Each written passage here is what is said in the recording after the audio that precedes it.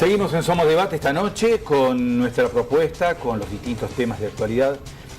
Mañana es 17 de marzo. El 17 de marzo en el calendario histórico de la República Argentina marca uno de los hechos más terribles que registre la historia de este país.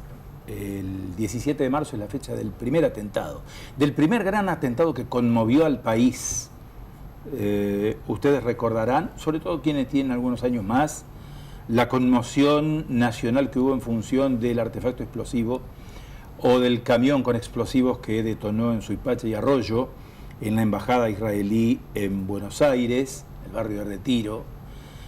Poco tiempo después, en julio, 2 años después, se producía el tremendo atentado de AMIA y desgraciadamente algo más de un año atrás tuvimos otro episodio que marca, yo diría, un hilo conductor de impunidad, de dolor, de impotencia y que golpea a la Argentina muy especialmente porque habla de un país judicialmente endeble.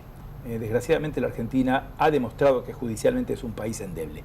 Más allá de todos los esfuerzos que se realizan desde los hombres y mujeres de la justicia por echar luz sobre acontecimientos que han conmovido al país, pero evidentemente el día de mañana es un día de muy triste recordación para todos los argentinos y para el mundo en particular, como uno de los días en los cuales el terrorismo sembró dolor, sembró muerte en la ciudad de Buenos Aires. Bueno, estamos con la gente de DAIA, está el presidente de DAIA, Horacio Reutemann, con nosotros, está Alberto Zulán, el doctor Alberto Zulán también, para compartir un espacio de reflexión en torno a un tema que como argentinos nos marca y que en alguna medida yo voy a conversar con ustedes de estos temas que nos hacen o nos llevan a un terreno en el cual quisiéramos hablar un poquito de lo que es la justicia en Argentina, de lo que ha sido el funcionamiento de la justicia en Argentina. Ante todo, gracias por estar con nosotros esta noche. Gracias. Y bueno, y seguramente para ustedes también, como para todos nosotros, como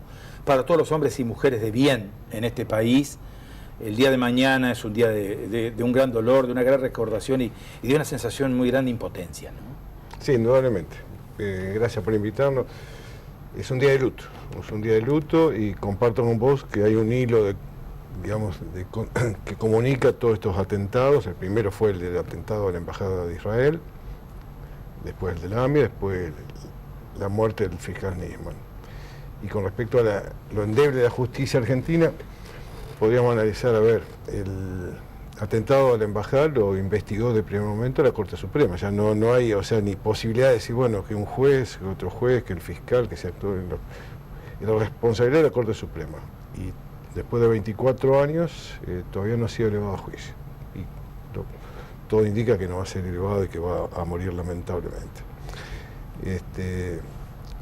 Hay muchos hechos. Es la justicia, es la institución policial que está incluso, porque hay casualidades que cuando se repiten se convierten en causalidades, digamos, ya no dejan de ser casualidades. En el atentado a la Embajada, la custodia no estaba en la puerta cuando ocurrió el atentado. ¿Por qué motivo? Se desconocen hasta este momento. En la AMIA sucedió lo mismo. La custodia del fiscal Nisman tampoco estaba en su lugar cuando lo asesinaron, o murió, o como lo que quieras tomar como lo que ha sucedido en ese lugar. Y con todo respeto por la institución policial, creo que vale la pena también destacar la institución policial a nivel santafesino, como hizo el senador anteriormente, pero hubo casualidades que se convirtieron en causalidades y son muy sospechosas. Y con respecto a la justicia, vemos que depende para dónde sopla el viento, como dice el criollo, la justicia va virando. Tenemos el último caso con la jueza Palmagini, que durante todo el año 2015 rechazó la querella, pidió la querella de pasarlo a la justicia federal, con razón o sin razón. El 10 de diciembre cambia el gobierno y el 17 de diciembre, una semana después, acepta el postergado de la querella, el pedido de la querella y hace 40 y pico de pedidos de prueba y demás, como que algunos de los cuales uno no entiende cómo nos hicieron con anterioridad. Claro, esta era la reflexión que yo quería compartir, con el doctor Alberto Zulán, que es abogado, ¿no es cierto? Es malo para la justicia y es doblemente malo para el país que los investigadores, los jueces, los fiscales impulsen una causa ni bien cambia un gobierno.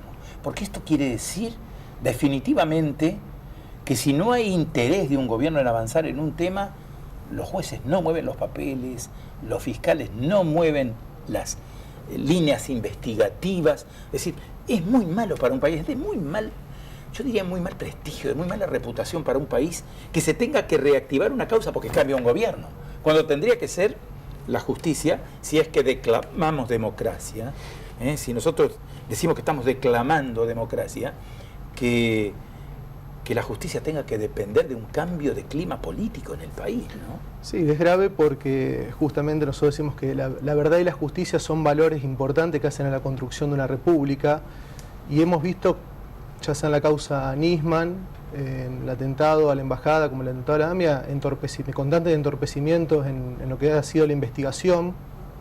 Se ha manchado la investigación en muchos casos, y esto ha llevado justamente a que durante un cierto tiempo esa dilación de parte de la justicia haya quedado totalmente impune estos atentados y el asesinato justamente o la muerte del fiscal Nisman. Por eso que nosotros siempre abocamos a la idea de tratar de lograr llevar adelante, se trata de aportar pruebas como para poder llevar adelante estos casos. Y bueno, tratamos de que justamente la justicia pueda cumplir fundamentalmente el rol que tiene, que es la de tratar de llevar adelante estos casos y que tengan una pronta resolución, lógicamente. La misma Corte Suprema, la Corte de Justicia, en los primeros indicios indicaban en el caso del atentado a la embajada de que había sido un coche bomba. En 1994 la Corte Suprema de Justicia, en 1996 dice que hay, digamos, indicio y que habría que buscar pruebas de que hubo una explosión interna. En 1999 la misma Corte Suprema de Justicia dice que fue un coche bomba y un F-100, digamos... Sí, se llegó a decir que había complicidad de la embajada en cuanto a la colocación de los artefactos que estaban en el interior. Estamos hablando de la misma Corte Suprema de Justicia del mismo país. Se habló de la teoría de la implosión, la explosión. En 1999 dice no había que buscarse con certeza indicios de que fue un coche bomba puesto por Hezbollah, digamos, puesto por Hezbollah. En 2005, digamos, la Corte Suprema dice que no prescriben, que es un, digamos, es un tema de lesa humanidad. En 2015 Lorenzetti dice que es cosa juzgada.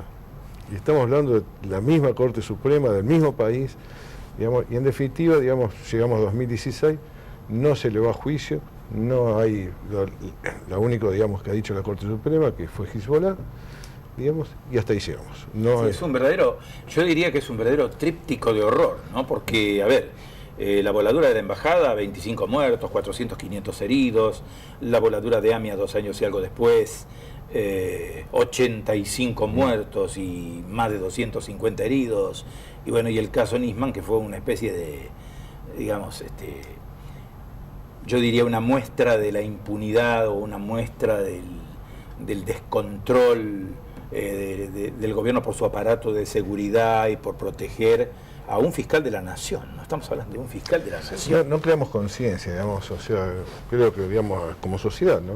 Que lo que la muerte, ya sea un suicidio inducido, asesinato, podemos tomar el que quiera.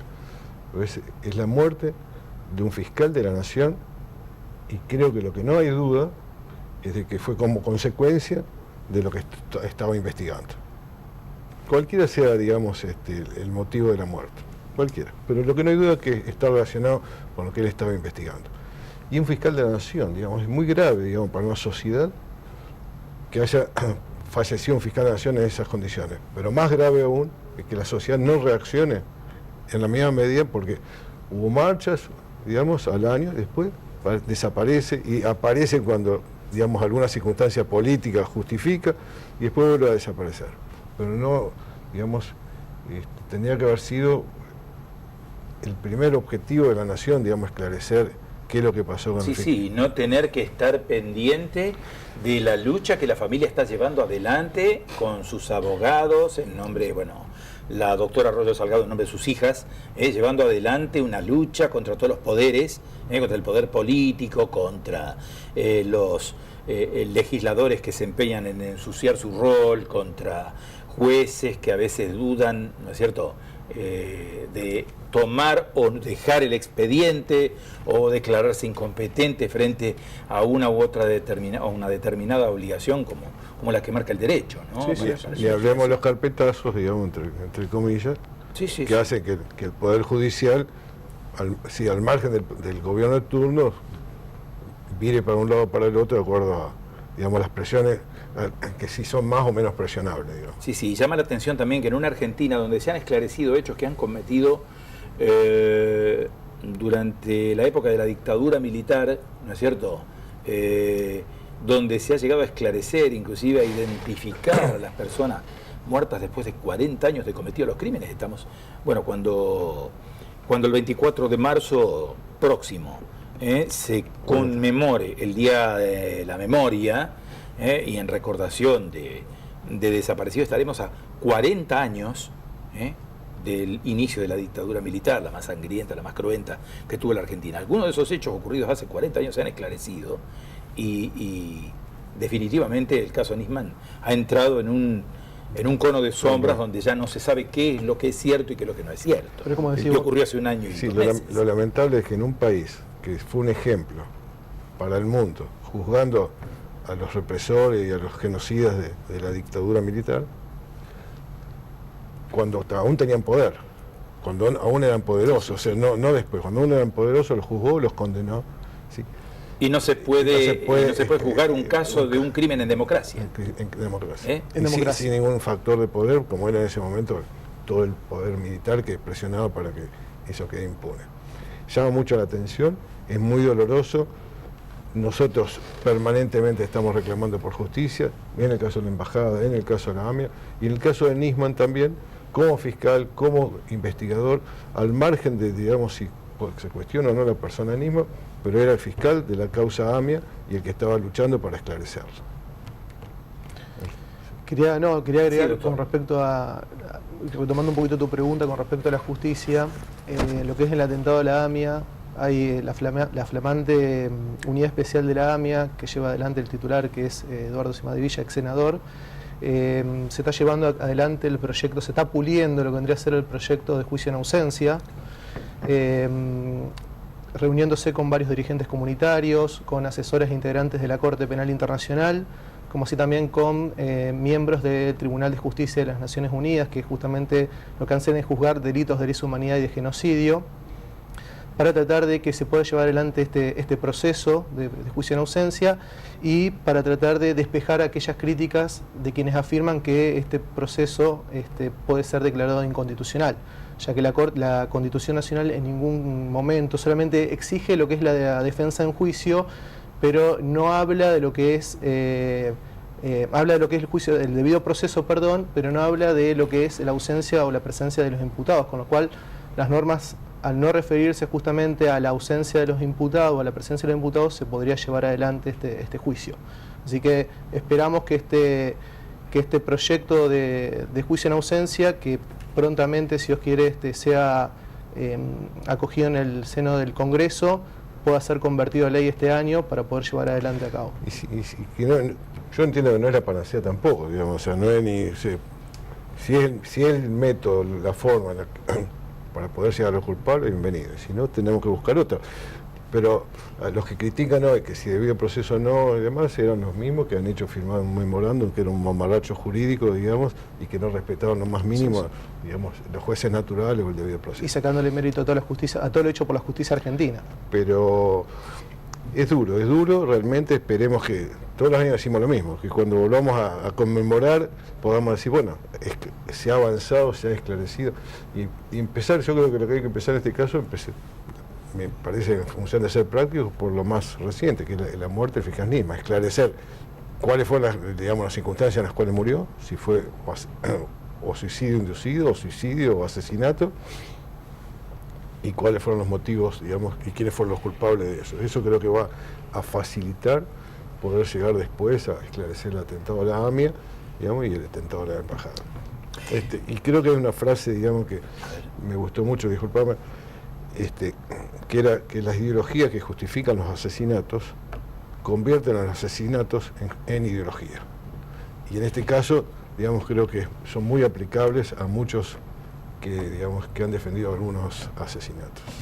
Alberto, Horacio, gracias por haber estado con nosotros esta noche. No queríamos dejar pasar esta fecha, es la víspera de un acontecimiento que marcó la historia argentina, marcó un hito en materia de lo que es un mal ejemplo, que después se repitió por segunda vez y volvió a ocurrir desgraciadamente, ¿no? No hubo... Y que enluta todo el pueblo argentino. A toda la sociedad a toda la sociedad argentina.